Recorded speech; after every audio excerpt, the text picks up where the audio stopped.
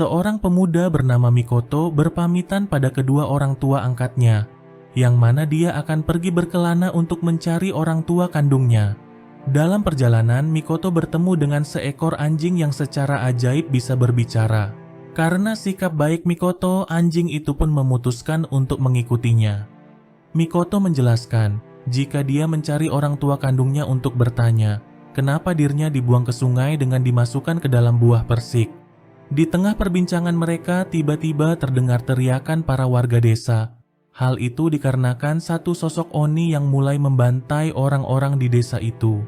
Walau sangat ketakutan, Mikoto memberanikan diri dan meminta Oni itu untuk berhenti. Tapi Oni itu tidak menghiraukannya dan malah menyerang Mikoto. Namun secara tak terduga, Mikoto dengan mudah menahan serangannya dan hanya dengan sekali tebasan pedangnya, Mikoto dengan mudah membelah dua tubuh monster besar itu. Di saat itu juga Mikoto merasakan kekuatan aneh ada di dalam dirinya. Sementara para warga sangat berterima kasih padanya karena sudah menyelamatkan mereka. Kabar mengenai kekuatan Mikoto pun mulai menyebar. Semakin banyak orang-orang yang meminta bantuannya dan dengan senang hati Mikoto menjawab semua permintaan mereka. Hal itu membuat Mikoto berhenti mencari orang tua kandungnya dan terus membunuh para Oni. Mikoto lantas berpikir, jika dia mengalahkan pemimpin Oni maka pertempuran akan berakhir. Dia lalu memutuskan pergi menuju markas para Oni yang ada di Pulau Oni. Di sana dia berhasil menghabisi pemimpin Oni, dan sesuai perjanjian mereka, para Oni akan pergi meninggalkan negeri tersebut. Sebelum pergi, sang pemimpin Oni memperingatkan Mikoto jika kekalahannya akan mendatangkan Kishin atau dewa ke negeri itu. Setelah kemenangan itu, Mikoto pun dianggap sebagai pahlawan oleh semua orang. Setelah itu, dia pun memutuskan untuk tinggal sendiri di pegunungan. Namun Mikoto masih sangat khawatir mengenai Kishin yang disebutkan si pemimpin Oni. Pada suatu malam, Oni berwujud manusia mendatangi Mikoto dan mengaku bahwa ia telah membunuh istrinya tanpa disadarinya. Ia tak ingin putra satu-satunya menjadi korban berikutnya karena naluri jahatnya sebagai Oni. Karena itulah ia meminta bantuan Mikoto untuk membunuh dirinya. Melihat air mata pria itu, Mikoto pun akhirnya mengabulkan permintaannya. Esok harinya, Mikoto yang penasaran pada anak Oni itu lalu pergi untuk melihatnya. Namun setibanya di sana dia melihat bocah itu sedang disiksa oleh orang-orang desanya hanya karena bocah itu memiliki tanduk kecil di kepalanya. Mikoto pun langsung melepaskannya dan meminta mereka untuk berhenti dan mengatakan pada semua orang bahwa dirinya yang akan mengurus bocah itu. Hal itu pun sangat mengejutkan semua orang dan membuat pandangan mereka terhadap Mikoto mulai berubah. Setelah membawa bocah itu kembali, Mikoto lalu mengaku padanya bahwa dialah yang telah membunuh ayahnya. Oleh karena itu, Mikoto kemudian mempersilahkan bocah itu untuk membunuhnya sebagai pembalasan. Dengan sangat marah, bocah itu lalu mengambil pedang Mikoto kemudian mengayunkannya pada Mikoto. Tapi Mikoto sama sekali nggak terluka. Mikoto lalu berkata jika kekuatannya sekarang masih belum cukup untuk membunuh dirinya. Namun ketika sudah tumbuh dewasa, dia akan menjadi lebih kuat. Dan ketika itu tiba, dia bisa membunuh Mikoto. Mikoto sendiri masih merasa bersalah telah membunuh ayah bocah itu. Namun, Mikoto tak memberitahukan bahwa ayahnya lah yang datang padanya meminta untuk dibunuh. Pada hari-hari berikutnya, Mikoto dan bocah itu mulai menjalani hidup bersama. Mikoto juga mengajarinya cara untuk bertahan hidup, dan perlahan kebersamaan itu membuat mereka semakin dekat layaknya saudara. Walau demikian, Mikoto masih belum mengetahui siapa nama bocah itu. Namun, bocah itu tak mau memberitahukannya karena ia malu dengan namanya yang sangat jelek. Dengan santainya Mikoto lalu menyarankan bocah itu untuk menggunakan namanya. Sementara itu, sosok dewa Kishin yang dikhawatirkan oleh Mikoto pun akhirnya sudah tiba. Pada saat yang sama, Mikoto mengizinkan bocah itu untuk membalaskan dendam atas kematian sang ayah dengan membunuhnya. Namun bocah itu tak mau membunuh Mikoto dan segera kabur dari rumah. Mikoto kemudian mendatangi bocah itu yang sedang menyendiri di hutan. Bocah itu berkata jika dia ingin tinggal selamanya di tempat itu. Namun Mikoto malah menyarankan bocah itu untuk pergi berpetualang dan menikmati hidupnya. Dia juga tak perlu takut karena Mikoto akan selalu melindunginya. Pada suatu malam, bocah itu mendapat firasat buruk dan segera mencari di mana Mikoto berada. Sementara itu, terlihat Mikoto yang sudah kalah melawan Dewa Kishin. Bahkan kedua kaki dan tangannya sudah tiada.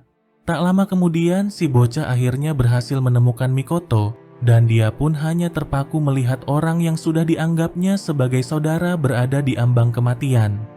Sebelum kematiannya, Mikoto berpesan agar dia pergi berkelana supaya dia belajar cara menerima dirinya sendiri dan juga orang lain. Mikoto juga meminta bocah itu untuk membawa pedangnya sebagai ganti dirinya. Sebuah cahaya aneh pun keluar dari tubuh Mikoto dan masuk ke dalam tubuh bocah itu sesaat setelah kematiannya. Dengan semua rasa dendamnya, bocah itu kemudian menghabisi Dewa Kishin menggunakan pedang milik Mikoto. Setelah itu, dia mencabut tanduk panjang yang ada di kepalanya, kemudian bersumpah kalau dia akan membunuh semua Oni dari muka bumi.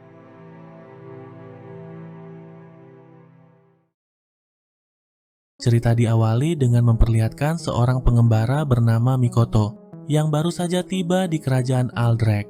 Tiba-tiba seorang gadis datang menghampirinya. Dia adalah putri sang raja kerajaan itu yang bernama Salterin Aldrich atau yang biasa dipanggil sebagai Sally, yang mana pada saat itu dia sedang kabur dari beberapa prajurit. Sally pun meminta bantuan Mikoto untuk kabur dari para prajurit itu. Dan setelah berhasil lolos dari mereka, keduanya pun saling berkenalan. Untuk membalas kebaikannya, Sally kemudian membawa Mikoto ke toko roti kesukaannya. Tak hanya itu, dia juga mengajaknya berjalan-jalan di kota. Sally bahkan menghidangkan makanan mewah kerajaan untuk Mikoto. Sally kemudian mengaku jika dia juga ingin mengembara seperti Mikoto, karena hidup di balik tembok kerajaan sangat membosankan baginya. Oleh sebab itu, dia sangat ingin melihat bagaimana dunia luar. Namun, Mikoto mengutarakan pendapat yang berbeda. Mikoto berpikir jika kerajaan Aldrich sangatlah damai. Di samping itu, orang-orangnya juga sangat baik dan ramah. Namun kendati demikian, apa yang dikatakan Mikoto tak membuat Sally mengurungkan niatnya untuk pergi berkelana. Esok paginya, Sally mendapati Mikoto sedang berganti pakaian. Dia pun sangat terkejut dan baru mengetahui kalau Mikoto ternyata adalah seorang laki-laki. Karena Mikoto terlihat seperti perempuan dan bahkan lebih kurus darinya. Mikoto kemudian coba memperingatkan Sally dengan berkata, jika berkelana ke dunia luar akan sangat berbahaya baginya. Bahkan jika ikut bersamanya, Mikoto bisa saja meninggalkannya. Sementara itu di dalam istana kerajaan, satu sosok Oni bernama Yaki datang untuk membuat kesepakatan dengan sang raja. Dia meminta 30 korban setiap bulannya dari kerajaan mereka. Jika tidak, maka semua orang yang ada di kerajaan itu akan dibantainya. Mendengar itu, salah satu prajurit dibakar rasa amarah lalu hendak menyerangnya. Namun, hanya dengan sekali gerakan sang Oni langsung menghabisinya. Hal itu lantas membuat semua orang sangat ketakutan. Sementara Oni tersebut segera pergi meninggalkan tempat itu. Tapi tak sengaja dia melihat Mikoto bersama dengan Sally, dan anehnya dia terlihat sangat ketakutan. Di saat yang bersamaan, Mikoto juga melihatnya dan langsung mengejarnya. Sementara itu, sang raja sedang berdiskusi dengan para penasehatnya di saat Sally tiba mendatangi mereka. Di saat itu juga, sang ayah langsung memberikan izin pada Sally untuk pergi berkelana, sebab dia khawatir jika kerajaan mereka akan segera jatuh ke tangan para monster. Sementara itu, sekelompok monster sudah berada di depan gerbang masuk kerajaan. Namun tiba-tiba, Yaki meminta mereka semua untuk pergi jauh dari sana, karena orang yang telah menghancurkan kerajaannya ada di tempat itu, dan mereka tak akan mungkin bisa mengalahkannya. Ternyata orang yang dia maksud adalah Mikoto. Namun salah satu Oni bertubuh besar menolak untuk pergi, dan kemudian hendak menyerang Mikoto. Tapi secara mengejutkan, hanya dengan sekali tebas Mikoto dengan mudah menghabisinya. Tak hanya itu, Mikoto juga membantai semua Oni yang ada di hadapannya.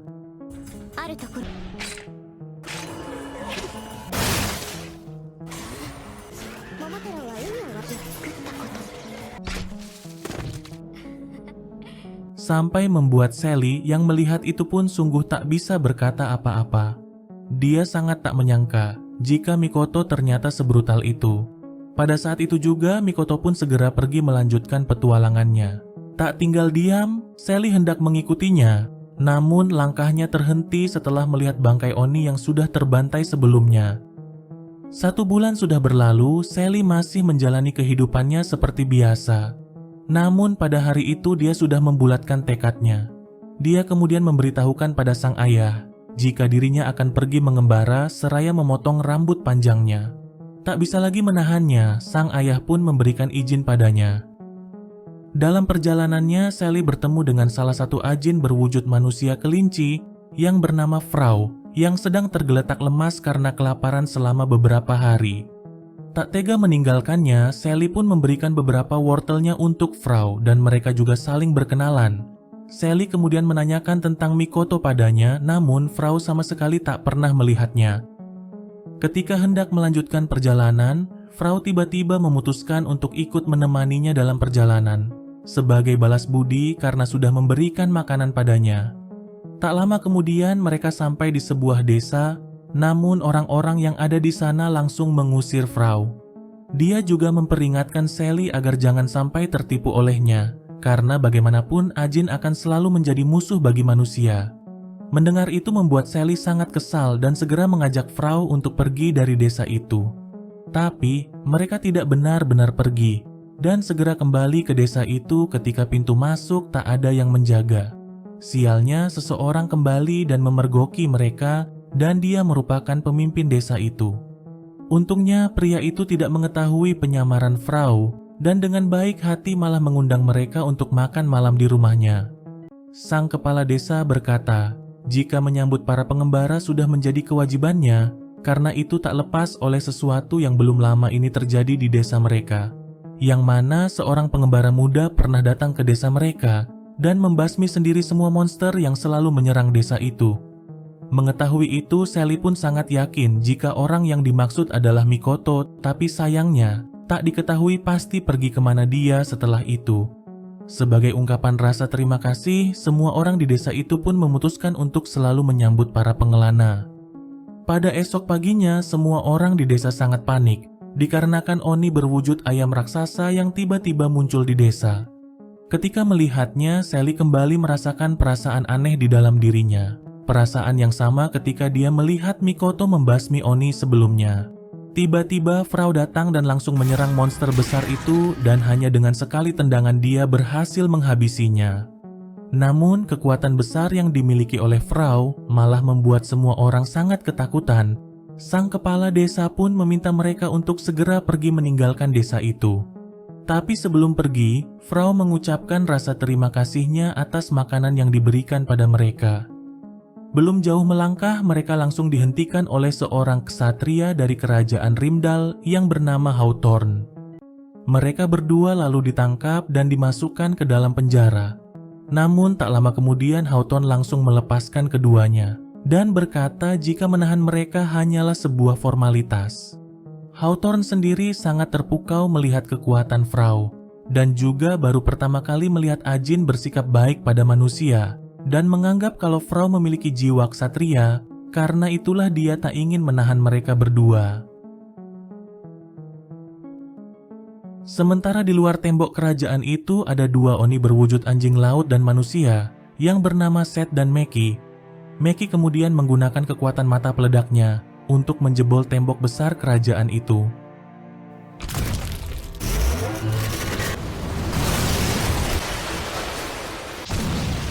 Namun kekuatan besar itu membuat tubuh Meki menyusut. Sementara para prajurit penjaga coba menghentikan Seth yang mulai menyerang, tapi usaha mereka sia-sia. Perlahan Sally yang sudah tak sadarkan diri berjalan ke arah monster besar itu, dan dengan cepat Frau bersama Hawthorne langsung menyadarkannya. Frau kemudian coba menyerang monster besar itu, tapi tendangannya sama sekali berdampak apa-apa. Tak mau menyerah, Frau kembali menyerangnya, namun lagi-lagi serangannya tak berarti.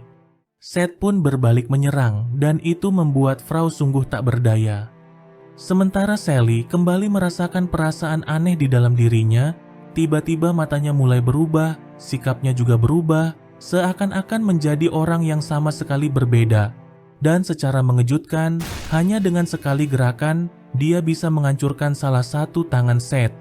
Dengan sangat murka, Seth kemudian menyerang Sally menggunakan kekuatan penuhnya.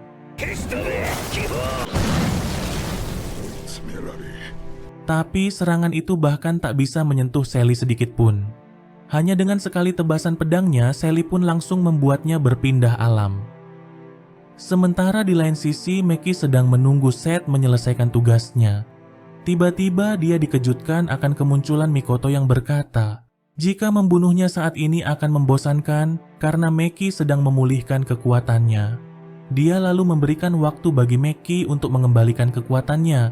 Seraya mengobrol, Maki berkata jika manusia sangat serakah karena sudah merusak alam untuk membangun kerajaan mereka, itulah mengapa dia sangat benci pada manusia dan ingin membasminya. Namun bagi Mikoto hal itu merupakan sebuah balas dendam, sama seperti yang dilakukannya dengan membunuh para monster.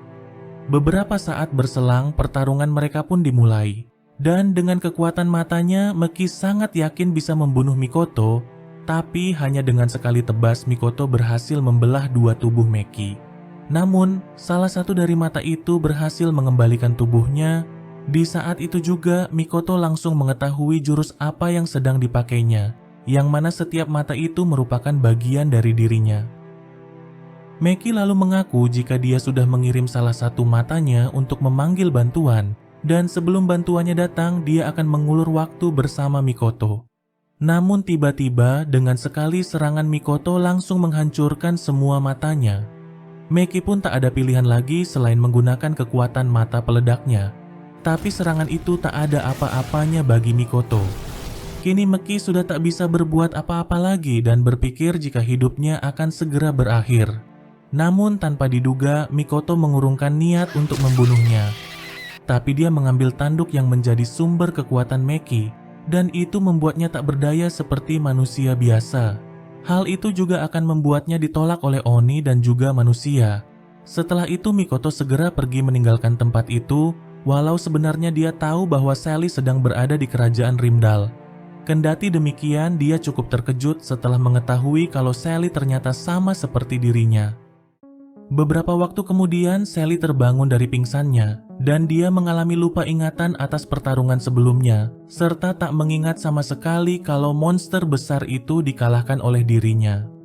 Hawthorne lalu membawa Sally dan Frau ke penjara untuk menemui Maki yang ternyata sudah mereka tangkap.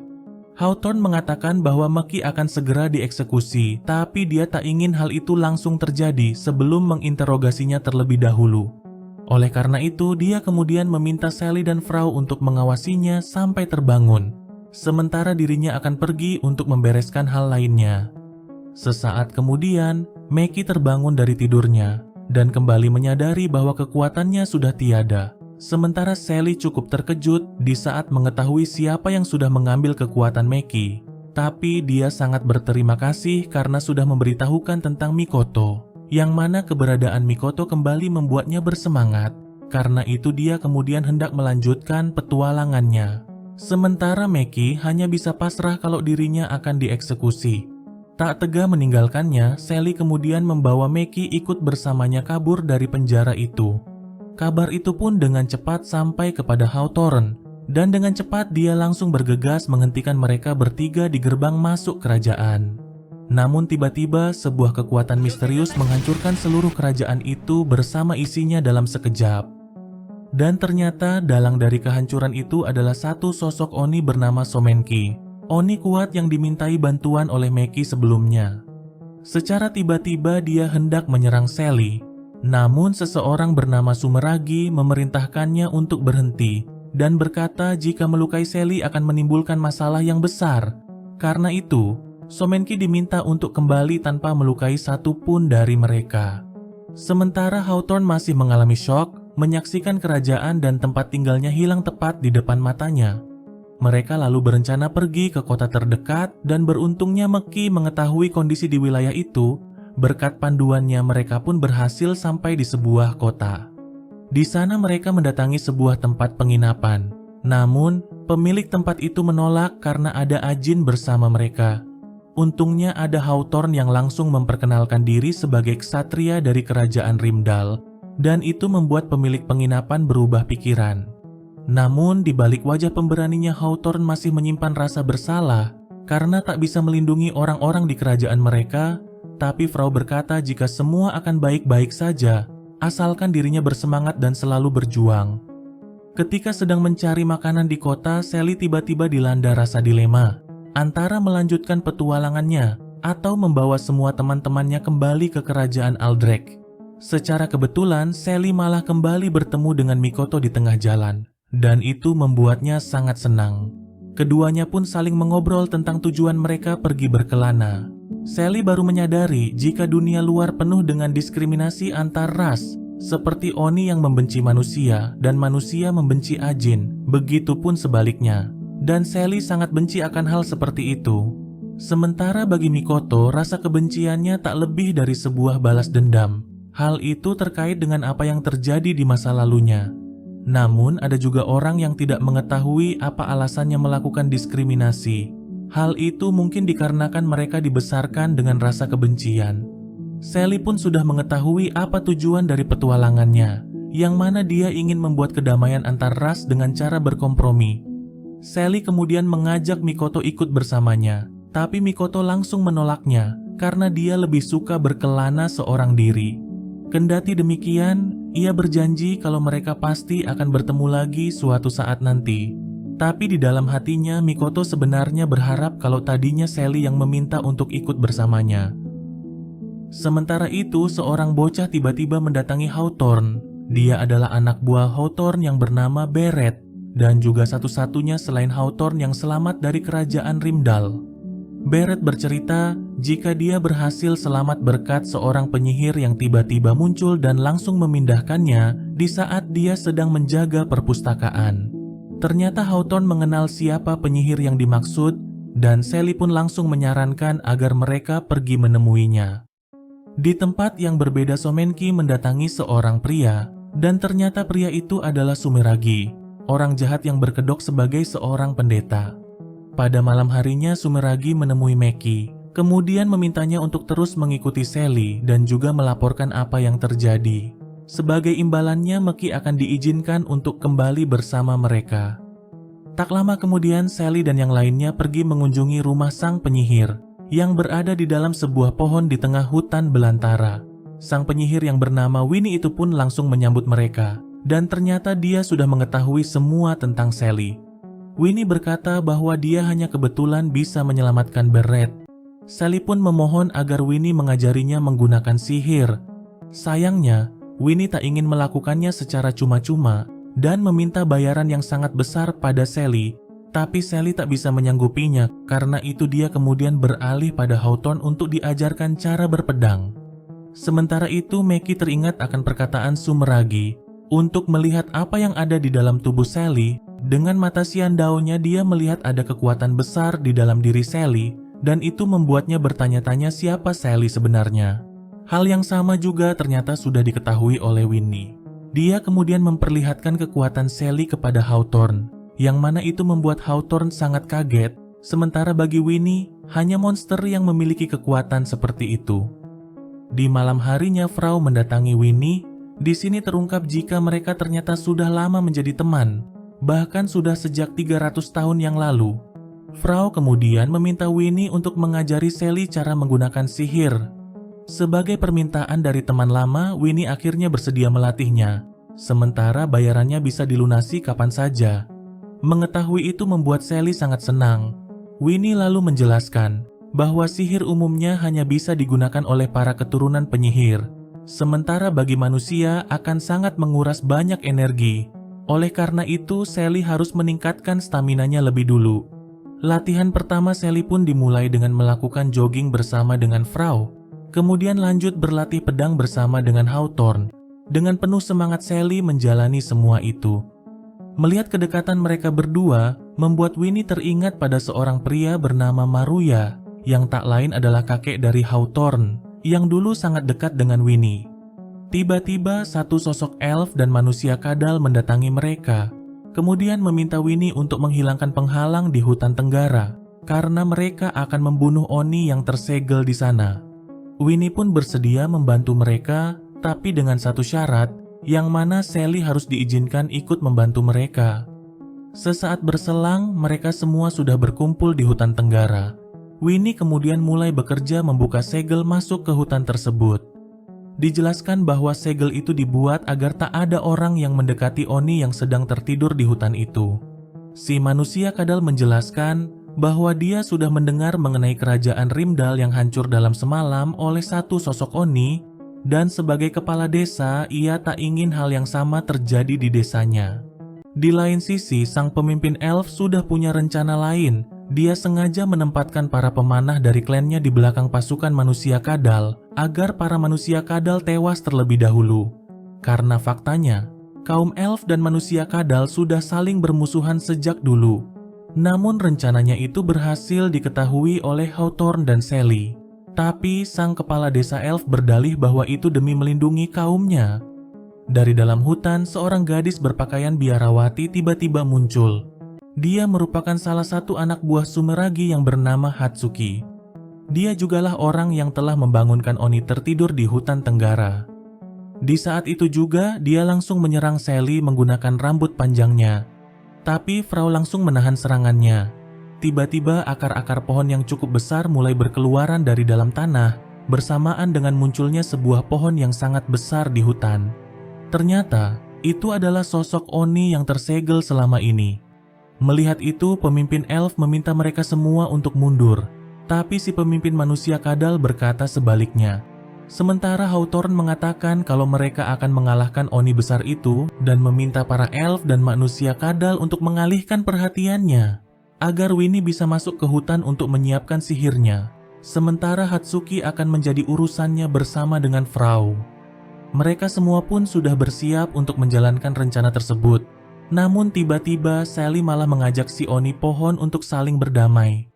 Monster pohon itu lalu menangkap Sally dan bertanya kenapa mereka harus berdamai, karena Oni sendiri terbuat dari kebencian para manusia, yang mana pencipta mereka mengunci kebencian manusia ke dalam sebuah wadah, dan kemudian terciptalah Oni dari wadah tersebut.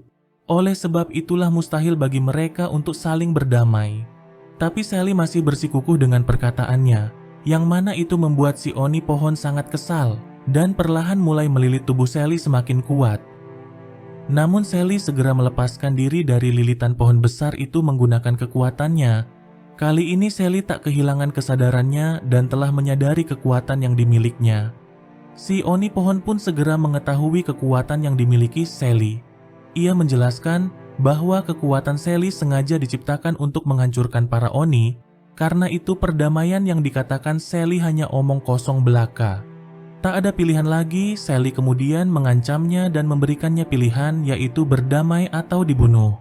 Mendengar itu membuat Hatsuki sangat kesal dan langsung menyerang Sally. Tapi Sally dengan mudah melepaskan diri dan berbalik menyerang. Sang Oni pohon pun sangat kecewa melihat Hatsuki kalah dengan sekali pukulan dan berkata jika Hatsuki tak pantas lagi menjadi Oni. Di saat itu juga dia langsung menyerang Hatsuki, tapi Sally langsung menghalau serangannya dan kemudian berlari mendekatinya, lalu menyerangnya dengan sekali pukulan sampai hancur layaknya Saitama.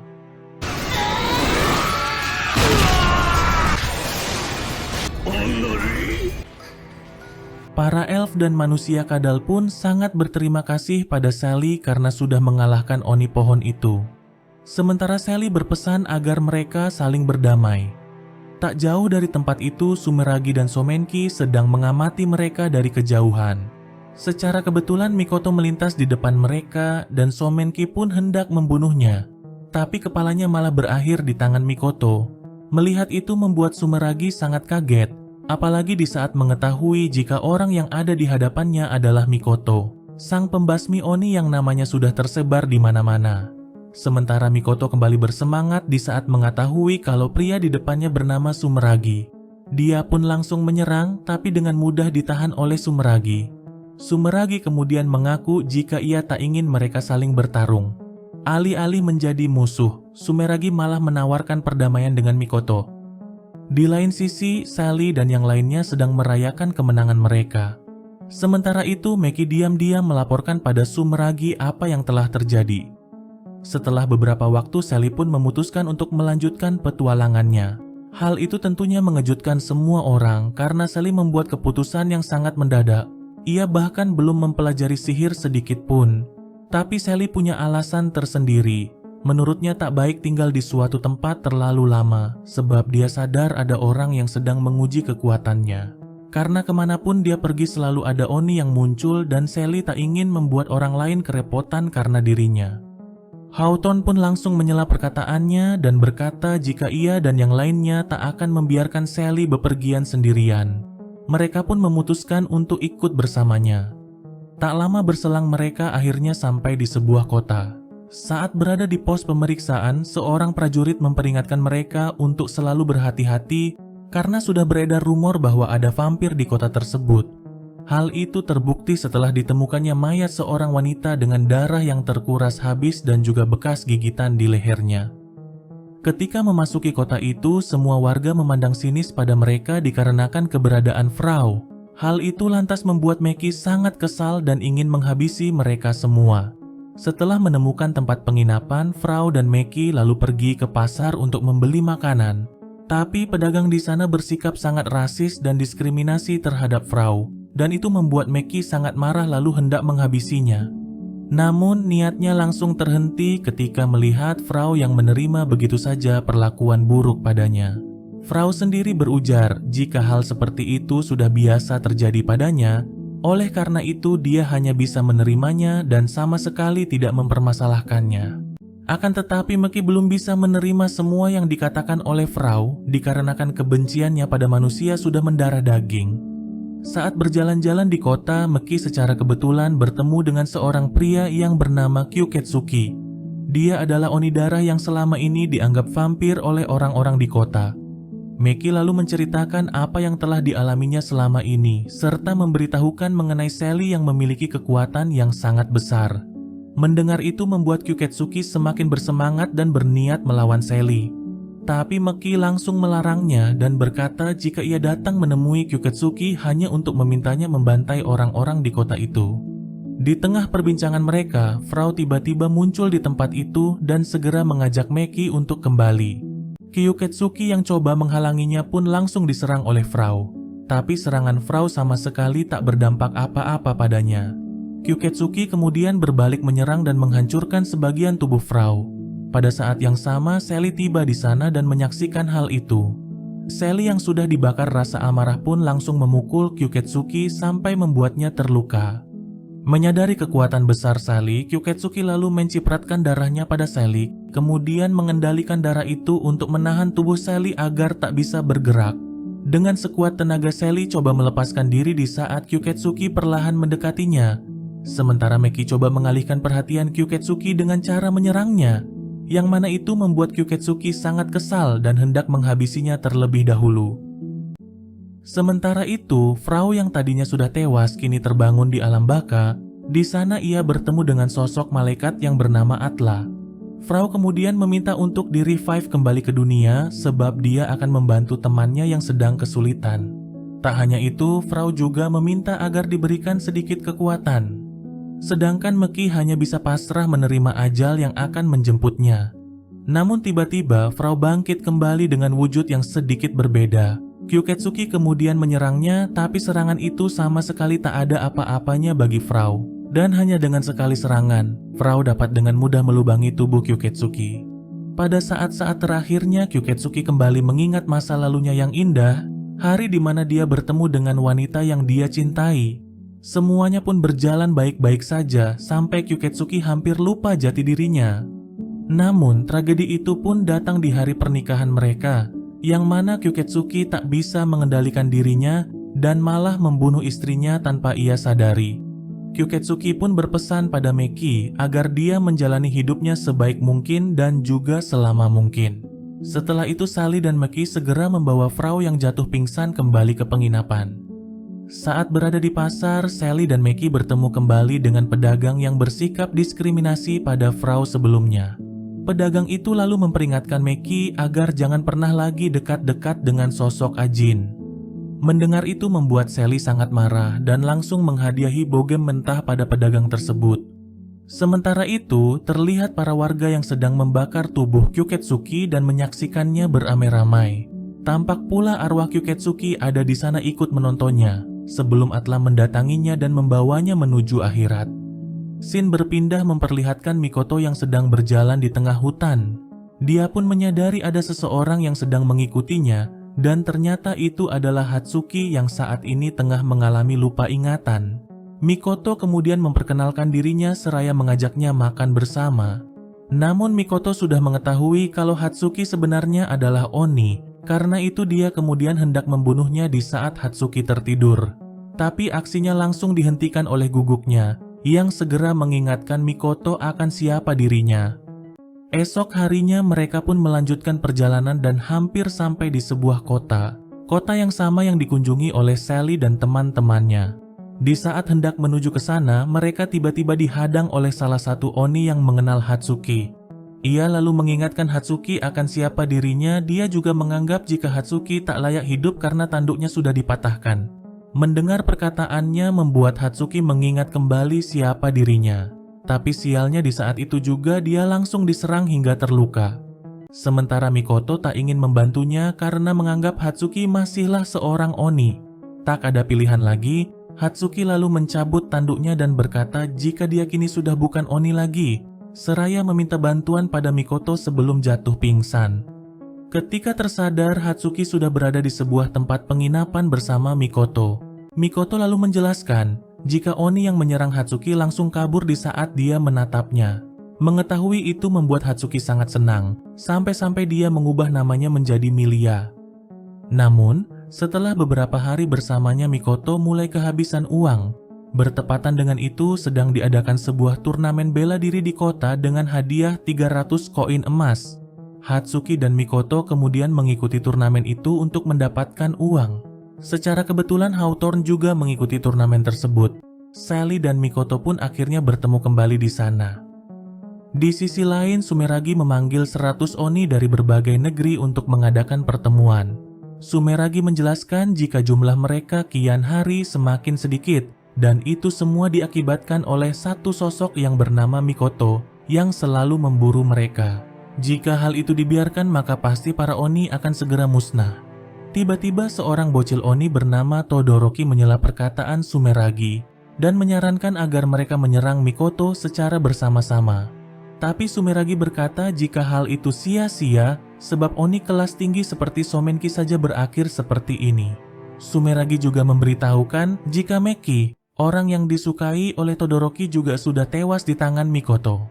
Mengetahui itu membuat Todoroki sangat murka dan berjanji akan membunuh Mikoto dengan tangannya sendiri. Keesokan harinya, Todoroki bersama dua Oni lainnya mulai menyerang kota. Hal itu mengakibatkan turnamen yang sedang berlangsung harus dibatalkan. Hawthorne yang sedang mencari tahu apa yang terjadi pun tiba-tiba dihadang oleh Todoroki. Todoroki mengira jika Hawthorne adalah orang yang dimaksud oleh Sumeragi dan mereka pun mulai bertarung satu sama lain.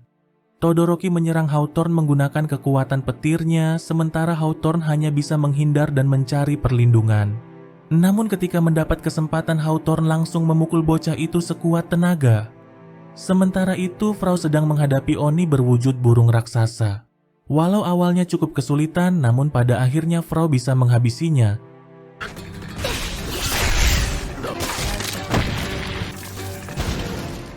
Situasi yang sama juga terjadi pada Meki. Dengan sisa-sisa kekuatannya, dia berhasil mengalahkan satu Oni lainnya.